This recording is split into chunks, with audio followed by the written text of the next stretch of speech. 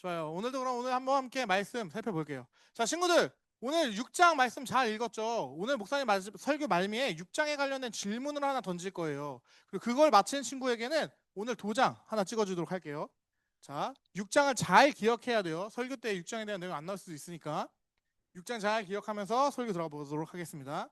자, 오늘은 아담의 족보를 마치고 노아의 족보로 들어가는 이제 시간을 가지려고 합니다. 자, 먼저 아담의 족보 어떻게 맞춰지는지 한번 살펴볼 건데, 창세기 이야기는 이제 아담의 족보의 마지막 부분에서 갑자기 급격히 이야기가 진행돼요. 어떻게 되냐? 아담의 족보에서 두 개 넘어갔네. 마지막에 소개하면 사람의 죄악이라는 타이틀을 가지고 1장부터 6장 1장부터 6장 8절까지 이야기가 나오는데, 사람이 땅에서 번성했다라는 이야기를 합니다. 번성이란 말은 뭐죠, 산들아? 많아졌다라는 뜻이에요. 애를 많이 낳았다. 그렇죠? 직설적으로 말하면 애를 많이 낳았다인데, 사람이 참 많아졌다라는 뜻입니다. 사람이 참 많아졌는데, 이게 언뜻 보면 하나님께서 제일 처음에 인간에게 줬던 명령 있잖아요. 무슨 명령이었죠? 생육하고 번성하고 땅에 충만하라가 이루어진 것 같은데, 다음 말이 정말 의미심장해요. 뭐라고 나오냐? 사람이 번성하면서 누가 낳았다라고 하냐? 사람의 딸들이 생겼다라고 이야기를 하고 있습니다. 그러더니 이 사람의 딸들이 이번엔 하나님의 아들들과 뭐 했다고 해요? 예, 결혼했다고 해요. 정말 이상한 얘기가 나오죠. 심지어 하나님은 이 모습, 사람의 딸들과 하나님의 아들들이 결혼하는 모습을 보면 이렇게 말씀하십니다. 함께 읽어볼게요. 시작.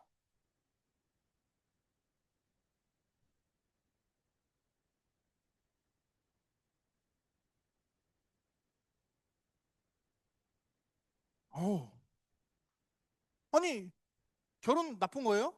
가정 이루는 거 하나님 삐지셨잖아요. 근데 사람의 딸들과 하나님의 아들들이 결혼했다고 갑자기 너희 이제 다 120년밖에 못 살 거야 라고 이야기해요. 그 전까지 막 900 몇 살 살던 사람들에게 너희 이제부터 120년이 끝이야 라고 이야기합니다.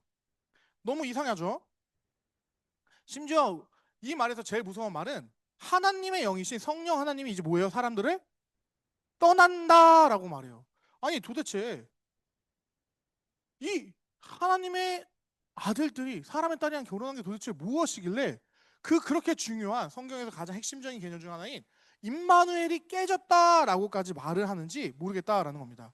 자, 친구들, 사람의 딸들, 하나님의 아들들 이렇게 말하면 여러분 이해가 되나요? 시아 누군지 알겠어? 자, 예언아, 사람의 딸들이 누구야?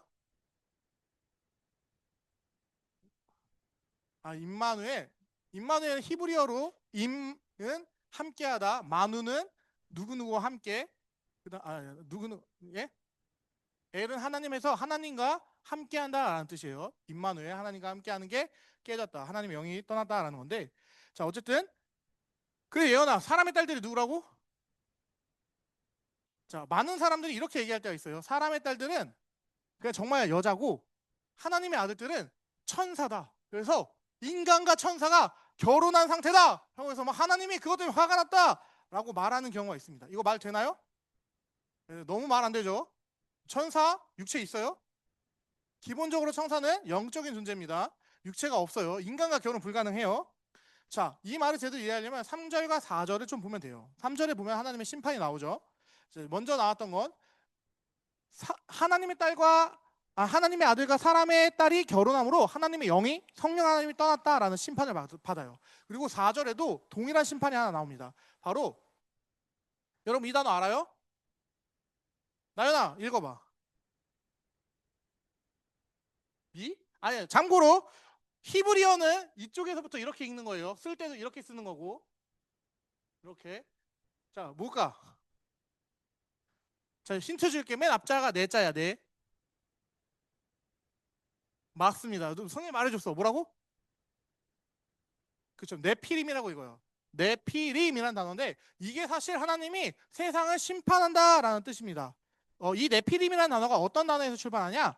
이제 나팔이라는 단어에서 출발을 합니다. 나팔이라는 단어는 자, 이제 PPT 보여줄 건데 이게 나팔의 원뜻이에요. 그리고 세상에서 가장 권위 있다고 하는 할롯선 이제 해석을 보면 이제 다 보이죠? 영어.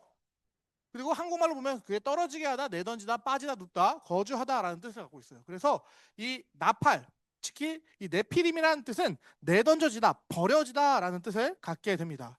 그리고 이 표현이 에스겔서 32장 27절에서 이렇게 쓰여요. 깃보림, 노페림이란 말로 쓰이는데 이게 무엇이냐? 한국말로 이게 에스겔서에 보면 엎드려진 용사다라는 말로 나옵니다. 참고로 이 말이 무슨 말이냐? 네피림이라는 뜻. 우리가 이제 버림받았다, 심판받았다라는 뜻으로 쓰는 단어인데 여러분 네피림 뭐라고 알고 있었어요? 네? 그죠? 뭐 장군, 막 거인, 뭐 엄청나게 힘센 사람, 뭐 좋은 의미로 알고 있었죠. 사실 네피림은 그런 뜻이 아니라 히브리어 원어로 보게 되면 버림받은 자, 심판받은 자라는 뜻이다라는 거예요. 그래서 창세기는 이들의 출현을 악한 일, 나쁜 일로 규정하고 있습니다. 그래서 심지어 히브리어 4절로 보면 히브리어 이 4절, 오늘 우리가 읽었던 6장 4절도 본문을 보게 되면 이게 히브리어 본문이에요.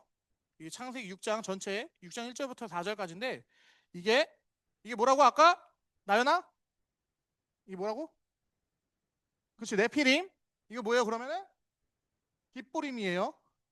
여기서도 네피림과 깃보림이 함께 쓰여지고 있다라는 것을 우리가 볼 수 있다라는 거예요. 에스겔서로 목사님이 갖고 왔던 이유는 그건 딱 붙어 있어서 가져온 거고 히브리서 4장도 네피림과 깃보림을 함께 사용함으로써 네피림이라는 단어 자체가 하나님의 심판을 뜻하는 것을 히브리어에서는 드러내고 있다라는 겁니다. 여러분 진짜 아주 수준 높은 설교를 듣고 있긴 해요. 언제 우리 중고등부 애들이 히브리어 보면서 설교 듣겠어요, 그렇죠? 목사님도 이제 신학교 가서나 봤던 건데. 근데 목사님이 여러분에게 좋은 거, 바른 걸 가르쳐주고 싶은 마음이 많기 때문에 잘못 번역되어 있는 한글 성경보다 원어 성경의 그대로를 같이 한번 보려고 하는 거예요. 어쨌든 그래도 목사님 다 설명해 주잖아요, 현들아, 그렇지? 이게 다 되지? 잘 따라오면 돼요. 차근차근 따라오면 됩니다. 그래서 이걸 2절을 다시 보게 되면 어떤 걸 보게 되느냐? 하나님의 아들들이 사람의 딸들을 뭐 한다고 하죠? 보고 좋아하고 삼았다. 자 희윤아, 정확하게 똑같이 등장하는 히브리어가 있어. 그 히브리어로 써 있는 성경이 우리가 살펴봤던 부분 중에 보고 좋았고 삼았다. 뭘까? 모르겠어? 자, 왠지 상준이 알 것 같아. 상준이 모르겠어? 그럼 우남이 삼학과? 뭐? 선학과? 그러니까 이 세 개가 동시에 똑같이 등장하는 구절이 있어요, 성경에. 창세기에 있죠, 창세기. 창세기에 있는데 어디냐? 왜 우리 친구들 잘 모르는 것 같아서. 예언이 알 것 같아? 자, 보고 좋았고 삼았다. 정말 히브리어로 보면 완벽하게 똑같은 단어가 그대로 쓰이는 장면이 딱 한 번 더 나와요. 그쵸? 아담과 하와 때 언제? 정확하게 하와가 무언가를 보고 말하는 장면이에요. 선악과를 보면서 보시기에 지혜롭게 할 만큼 좋고 탐스럽고 그것을 따 먹었다라고 나오죠. 그 단어가 정확하게 이 단어예요. 보고 내가 보기에 좋았고 삼았다, 따 먹었다. 이게 정확하게 히브리어로 동일한 구절로 되어 있다라는 겁니다.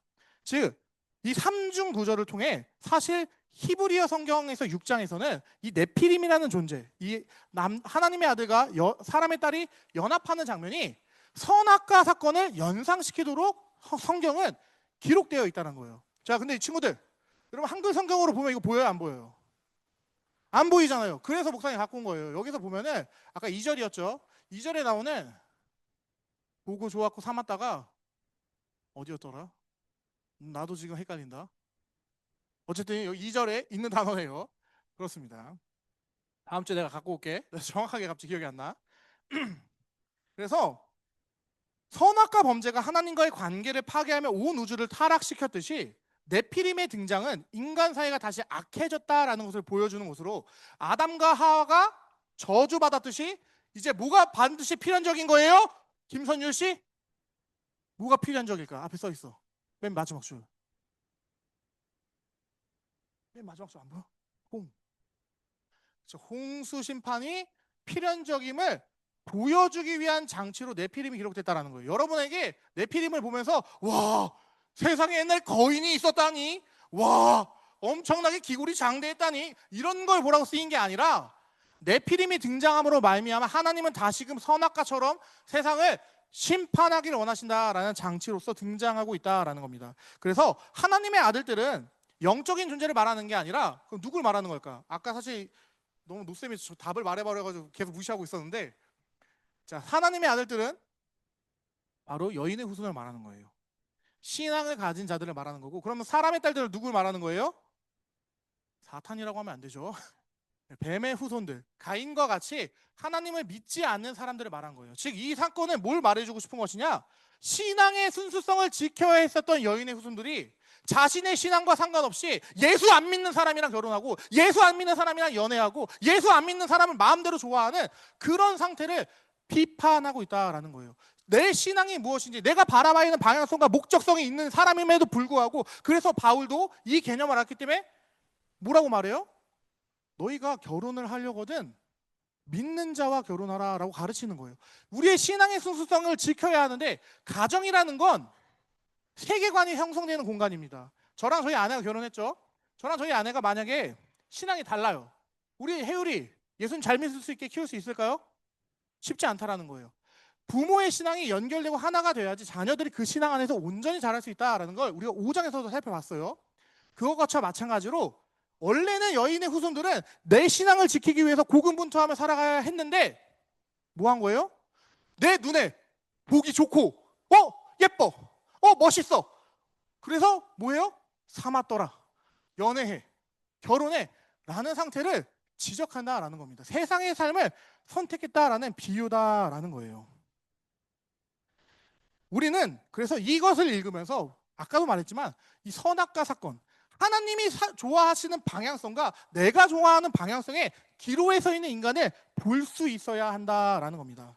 그래서 심지어 아예 네피림이 얼마나 나쁜 사람인지 보여주기 위해서 성경은 말을 하고 있어요. 네피림과 용사를 한글 성경에서는 명성 있는 사람이다라고 기록을 하고 있는데, 히브리어에서는 사실 명성 있는 사람이 아니라 무슨 사람이냐? 이름이 있는 사람들이었다라는 거예요. 자, 진선아, 사람은 누구의 이름을 내기 위해 만들어졌을까? 그러면은 이게 정답이 되겠지? 자신의 이름을 내면 안 되니까 내가 이걸 물어보겠지? 누구의 이름을 내야 될까? 그렇죠? 사람은 처음부터 이 백성은 내가 나를 위하여 지었나니 라고 말씀하시는 것처럼 하나님의 이름을 드러내고 하나님이 누구인지를 보여주기 위해 창조된 존재예요. 심지어 이사야서는 뭐라고 말하죠? 인간의 창조 목적은 내가 나를 찬송하게 하려 함이니라. 찬송한다는 게 뭐예요? 그의 이름을 드높인다라는 뜻이에요. 근데 지금 뭐라고 해요? 네피림과 용사들은 하나님의 이름에 관심 없어요. 내 이름에 관심 있지. 이게 정확하게 어디 나와요? 이 문제 때문에 우리의 모든 언어가 바뀌어서 여러분이 지금 영어 배우고 무슨 언어 배우고 하는 이유가 있는데, 무슨 사건이에요? 바벨탑에서 뭐 했어요 걔네들이? 아니, 탑 쌓은 게 중요한 게 아니에요. 탑을 쌓은 이유가 있어요. 왜 쌓았죠? 그래서 그들이 하고자 하는 게 뭐였죠? 누구의 이름을 드러내? 우리가 우리의 이름을 드러내고 흩어짐을 면하자라고 말하면서 다 바벨탑을 쌓는다는 거예요. 바벨탑도 똑같아요. 따먹고 쌓는 거 아무 상관없어요. 그들의 마음의 중심이 무엇이냐예요. 바벨탑을 쌓을 수 있죠. 하나님을 위해 쌓는다면 탑도 쌓을 수 있고 성도 지을 수 있고 다 할 수 있어요. 근데 뭘 했어요? 우리가 하나님은 번성하고 흩어지라라고 말했는데, 우리 안 흩어질 거야. 우리 누구 이름 낼 거야? 하나님 이름 낼 거야? 아니, 내 이름 낼 거야. 똑같다라는 거예요. 네피림과 용사들은 그들이 했었던 똑같은 행동을 답습하고 있어요. 아니, 그들보다 먼저 하고 있는 거죠. 내 이름을 낼 거야 라고 하는 사람들이었다라는 거예요. 바로 하나님이 아닌 자신을 높이는 아주 극심한, 가장 죄악 가운데서도 처절하고 나쁜 죄악을, 우리가 일명 말하는 원죄를 다시금 반복하고 있었다라는 겁니다. 근데 친구들 기억나나요? 우리가 언약을 배울 때 하나님께서 이름을 높여주겠다라고 말한 사람이 있어요. 아브라함은 하나님이 이들과 반대로 하나님이 아브라함의 이름을 창대하게 해주겠다라고 했습니다. 근데 네피림은 그와 정반대로 하나님을 의지하는 게 아니라 자신의 힘으로, 자신의 방법으로 자기들의 이름을 높이려고 했다라는 것을 우리는 반드시 기억해야 한다라는 거예요. 그래서 네피림을 들을 때 여러분들은 이런 자이언트, 막 기간테스, 이런 거인을 생각하는 것이 아니라 뭘 생각해야 된다? 네피림은 선악과를 답습하는 존재이자 하나님의 백성을 위축시키는 불신앙의 투사이며 하나님의 언약에서 이름이 붙들리는 삶을 대조시키는, 즉 원래는 하나님이 내 이름을 높여주셔야 되는데 하나님을 치워버리고 내 삶 가운데서 내 이름을 내가 높이려고 하는 그런 악마와 같은, 사탄과 같은 행동을 하는 존재가 네피림이다라는 거예요. 그래서 그 네피림들 계속 어떻게 반복돼요? 이스라엘의 정체성과 반대되는 행동, 골리앗, 네피림 안악자손의 후손이 나오죠. 그 이유가 그거인 거예요. 뭐 그 사람이 진짜 막 기골이 장대해서 엄청 거대해서 뭐 이런 걸 보여주고 싶은 게 아니라 골리앗이라는 존재가 이스라엘, 하나님을 위해서 싸워야 하는 그 백성들의 정체성을 위축시키는, 그래서 누구만 그 정체성대로 살아요? 다윗만 그 정체성대로 사는 그런 상황을 우리에게 보여준다는 거예요. 성경은 여러분들에게 무슨 홍수가 났어요 이런 쓸데없는 얘기 보여주고 싶은 책이 아니라고요. 홍수가 났는데 노아만 살았어요. 뭐 이런 거 적을 거면 뭐하러 성경을 봐요? 성경이 말하고 싶어하는 의도를 봐야지.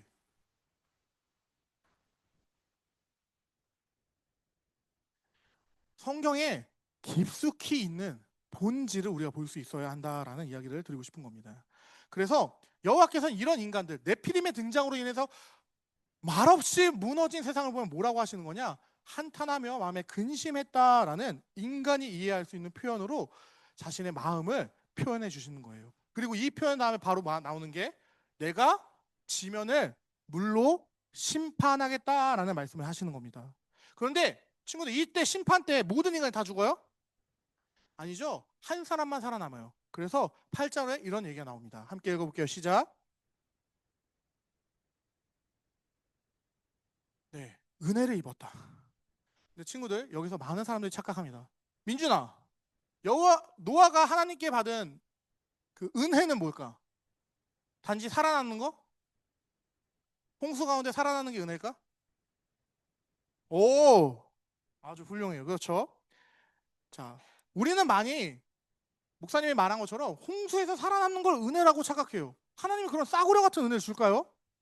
아니다라는 거예요. 은혜라는 단어는 이거 반드시 기억해야 돼요, 우리 친구들. 이거는 정말 중요한 개념입니다.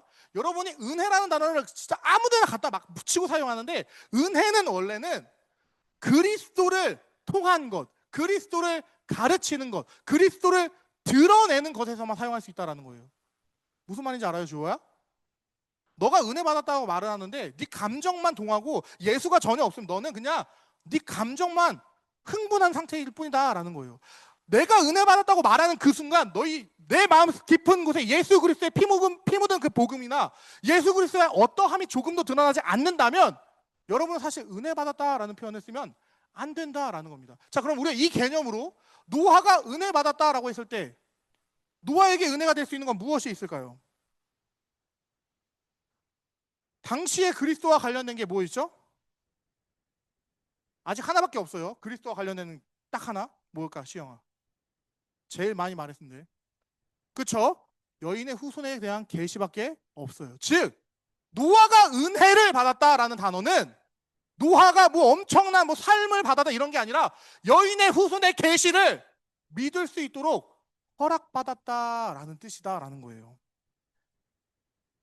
이 믿음을 선물로 강권적으로 그가 아무것도 하지 않아도 그의 입에 쑤셔 넣어 주신 것이 은혜다라는 겁니다. 그래서 그 믿음 덕분에 우리 노아는 이 홍수 심판 가운데서 살아남게 되었다라는 이야기가 이 노아 6장부터 시작해서 9장까지의 가장 큰 핵심이다라는 겁니다. 근데 친구들, 반드시 이 순서 기억해야 합니다. 은혜 받은 게 먼저예요. 은혜 받은 걸 먼저 기억해야 돼요. 그 다음에 왜 이거 중요하냐? 그 다음에 이제 아담의 족보가 끝나고 노아의 족보로 넘어가는데, 노아의 족보를 시작하면서 이렇게 얘기해요. 노아에 대해서. 노아는 당대의 의인이요 완전한 자였다. 사람 친구들, 자, 소연아, 의인이 있을 수 있을까? 성경이 분명히 말하기를 의인은 없나니 하나도 없으며 하나님을 찾는 자도 없다고 했어요. 근데 지금 뭐라고 해요? 의인이요 당대의 완전한 자라. 이거 말 되는 소리예요? 성경이 거짓말하는 거예요? 그래서 목사님이 뭐라고 했죠? 순서를 기억해야 한다. 이 사람이 노아가 의인이 될 수 있었던 건 순전히 무엇 때문이에요? 하나님이 강권적으로 주신 믿음 덕분에 여인의 후손의 계시를 붙잡는 믿음 덕분에 의인일 수 있다는 겁니다. 성경 가운데 분명히 오직 의인은 믿음으로 말미암아 살리라, 오직 의인은 믿음으로 말미암아 존재한다라는 걸 가르칩니다. 심지어 이신칭의 가장 근간이 되는 구절인 아브라함 이야기도 이렇게 나오죠. 참고로 의인은 착한 사람 아니죠. 아브라함에 대해서 하나님께서 뭐라고 말씀하세요? 자, 함께 읽어볼게요. 시작.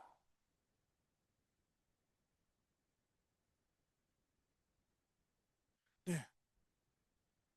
믿음이 의로 여겨졌다. 은혜 받았더니 의인이 됐다. 공식이 똑같아요? 안 똑같아요? 똑같다라는 거예요.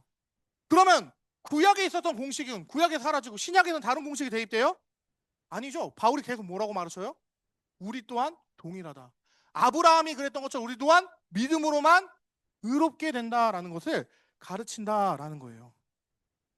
우리는 성경은 오직 의인으로만, 오직 의인은 믿음으로만 가능하다는 사실을 기억하며 언약의 계시를 믿는 자가 의인이라는 사실을 잊어서는 안 될 것입니다. 그래서 8절에 먼저 은혜 받았다라는 사실을 강조한 후에 그 다음에 그 선물로 받은 믿음으로 말미암아 의인이고 당대에 완전했다라고 선포하고 있다라는 것을, 우리가 이 선후 관계를 반드시 해야 한다라는 거예요. 그리고 노아에게 하나님 세상을 물로 심판할 것을 말씀해 주시며 방주를 만들라라고 명령하시죠. 그리고 하나님은 철저히 어떻게 만들어야 하는지 재료와 방법까지 다 알려주세요. 자, 이걸 어떤 걸 얘기해 주는 거냐? 하나님을 믿는 거 내 마음대로 하면 돼요? 안 된다라는 거예요. 하나님은 성막도 마찬가지고 제사도 마찬가지고 자신을 믿어야 하는 모든 방법을 일거수일투족으로 세세한 부분까지 다 알려주신다라는 거예요. 즉 성경에서 말하는 대로 하나님을 믿어야 한다라는 것을 우리는 여기서 볼 수 있다라는 겁니다. 그러면서 하나님이 이 노아에게 이렇게 말씀하시죠. 너와는 내가 내 언약을 세우리니 라고 하면서 은혜 받은 노아만, 믿음을 선물로 받은 노아만 그 홍수 사건 가운데 살아남게 된다라는 겁니다. 자, 그런데 친구들, 한 번도 비가 오지 않았던 시대, 비라는 개념이 무엇인지 인지도 못하는 시대에 물로 세상에 잠긴다, 믿을 수 있어요? 자, 우리가 한번 반대로 생각해 볼게요. 하늘에서 비가 앞으로는 불로 떨어진대. 근데 그 불이 땅에 떨어지면 불꽃처럼 피슉 하고 사라진대. 이런 세상이 올 거래. 믿을 수 있습니까? 못 믿죠? 노아에게 사실 비라는 개념, 그런 개념이었다는 거예요. 아무도 믿을 수 없어요. 이거 쉽지 않아요. 그런데 쉽지 않죠. 성경에 이런 말도 안 되는, 비가 와서 세상이 물에 잠겨가지고 다 죽는데요, 이런 말도 안 되는 이야기를 왜 기록했느냐? 믿음이 무엇인지 보여주기 위해서 기록됐다라는 거예요. 노아 사건은 참 믿음이 무엇인지, 그 기간 테스트, 네피림이 너무나도 넘쳐서 이제는 신앙을 지키는 사람이 한 명도 없는 그 가운데서 진짜 예수 믿는 것, 진짜 여호와 하나님을 의지하는 것이 무엇인지 보여주기 위해서 기록된 사건이다라는 겁니다. 그래서 반드시 기억하면 해야 돼요. 이 친구도 한번 함께 크게 읽어볼게요. 시작. 믿음이란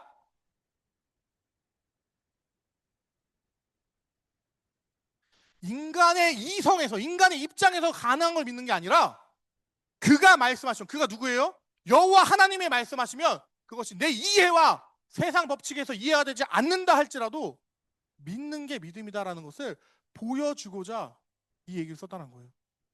동일하지 않나요? 여러분 예수님 부활했다는 거 믿어요? 여러분 예수님이 다시 올 거라는 거 믿어요? 그 얘기하는 거예요. 여러분 예수님 봤어요?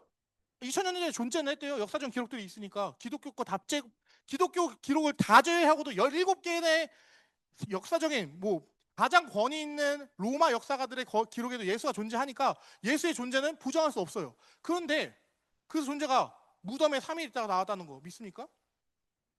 그 존재가 다시 올 거라는 거 믿어요? 쉽지 않잖아요. 그거랑 똑같은 걸 말하는 거예요. 내 이해와 내 세계관에서는 이해되지 않지만 그가 말씀하시면 믿는 것, 그걸 보여주기 위해서 창세기에서부터 믿음이 무엇인지를 기록해냈다라는 겁니다. 이 지점을 보여주기 위해서 노아 방주 사건이 있다라는 거예요. 그럼 6장은 어떻게 끝나나요? 자, 6장이 끝나는 게 그래서 기적인 겁니다. 함께 읽어볼게요. 시작.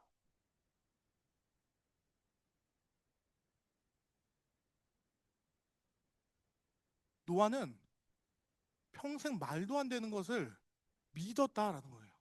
자기의 생각을, 자기의 사견을 개입시키지 않고 철저히 주가 말씀하시면 이런 태도로 살아냈다라는 겁니다.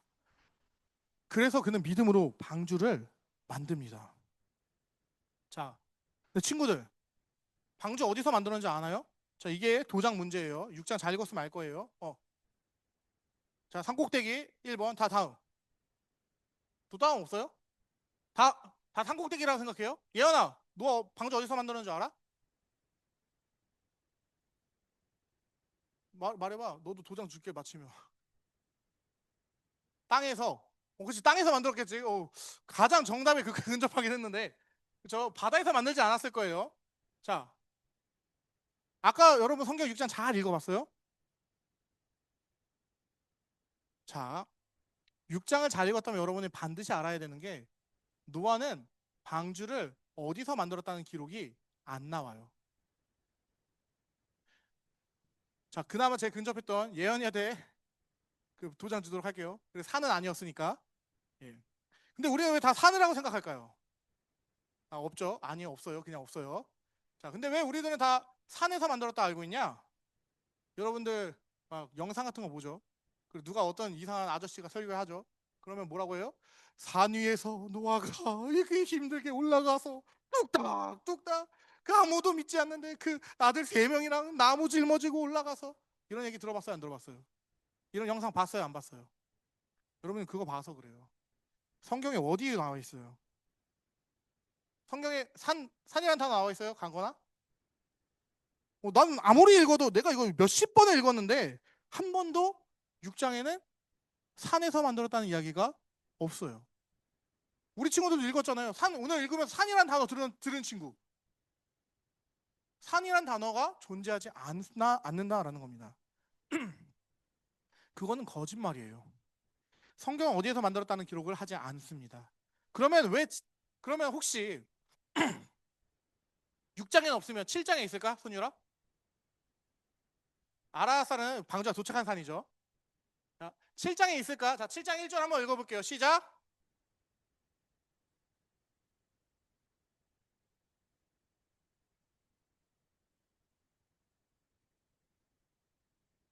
상준아, 6장에 산이 있다고 없다고? 근데 7장에 지금 뭐라고 해? 어디로 들어가라고? 그럼 방주가 다 완성된 거야, 안 완성된 거야? 그쵸? 어디 있어요, 산이라는 단어가? 여러분 여태까지 대희대 낚시극에 월처 낚이신 겁니다. 성경은 단 한 번도 산이라는 얘기 한 적 없어요. 그냥 노아 할아버지가 그 연로한 나이에 고생하면서 만들었다라는 강조하려고 설교자들이 만들어낸 이야기일 뿐입니다.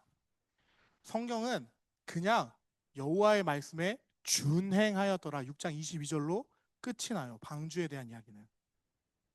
우리는 그리고 7장을 통해서 방주로 들어가는 것을 보게 된다라는 겁니다. 자, 이제 말씀을 맺도록 하겠습니다.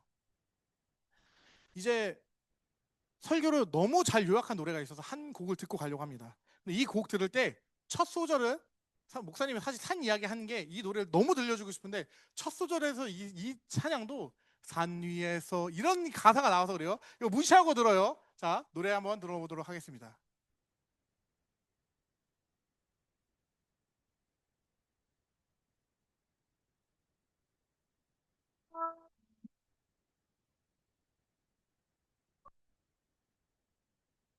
산 위에서 세상 모르고 배만 만드는 노아.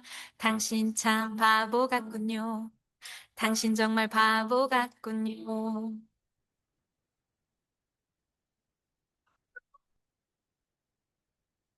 왜 맑은 날 배를 만드나요? 왜 하필 높은 산 위에? 당신 참 바보 같군요. 당신 정말 바보 같군요. 눈부신 해가 하늘 높이 뜨면 비의 약속 잊을 만한데 날마다 듣는 조롱에 그 외로운 길 포기할 만한데 당신은 어쩜 그리 묵묵히 그 길 가나요? 당신은 어쩜 그리 그 자리를 지켜냈나요? 당신은 어쩜 그리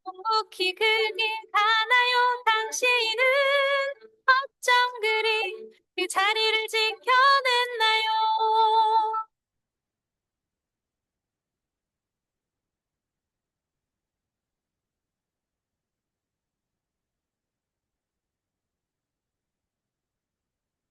눈부신 해가 하늘 높이 뜨면 이의 약속 잊을 만한데 날마다 듣는 조롱에 그 외로운 길 포기할 만한데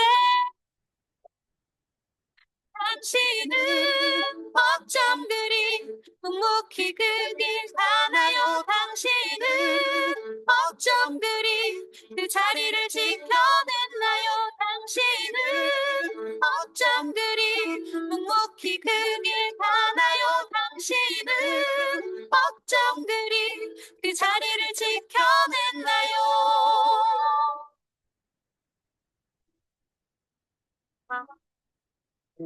당신 참 바보 같군요.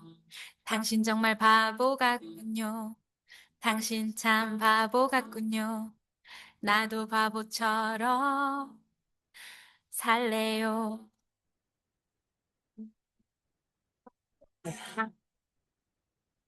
노아는 네피림, 하나님의 언약을 모두가 무시하고 없인 여기는 뱀의 후손들만 넘쳐나던 시대에 살았습니다. 유일하게 여호와께서 선물로 주신 믿음을 간직하며 그 바보 같은 인생을 살 수 있었다라는 거죠. 마지막에 가사를 보면 이런 게 나옵니다.